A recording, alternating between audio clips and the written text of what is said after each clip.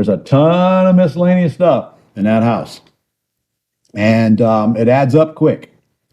But when we're in there estimating repairs, I don't care how many switch plates are in the house or how many feet of molding we need or how many fans we need or how many lights we need or how many doors we need or all that stuff that can drive you absolute nuts.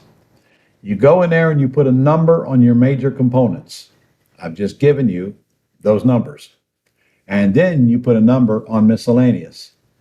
Your miscellaneous is never going to be any less than 20% of your majors, and almost always will be more than 20% of your total of your majors, depending on the degree of ugliness of the house. You'll see us do that tomorrow morning when we walk through the houses with Jay. Okay? So don't underestimate your miscellaneous. Just look at all that page. I mean, gosh, all the electrical fixtures, all the doors, all the hinges, any molding. You can scratch wallpaper. They don't do that anymore. All that stuff that's on that list adds up quick. Mailbox on the front porch, letters on the front. But again, it's either a major or it's a miscellaneous. And if it's not a major, it's a miscellaneous. And if it's a number, then it becomes a major. For example, a couple of Jay's houses need a couple of thousand. Well, that's now a major. But it doesn't make any difference, frankly, whether you put it over as a major or whether you leave it in the miscellaneous and raise the miscellaneous price, a couple $1,000.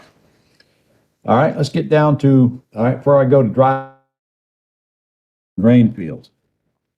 You better remember, find out for sure if your property has a septic tank before you close on it, because if it is not on city sewer, it probably is on a septic tank.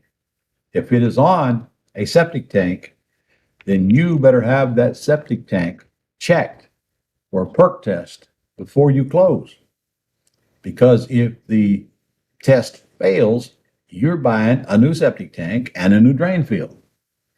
And you're saying, well, that don't sound expensive, just a concrete box. Well, I just put in a septic tank and a drain field last year, and it cost $13,000.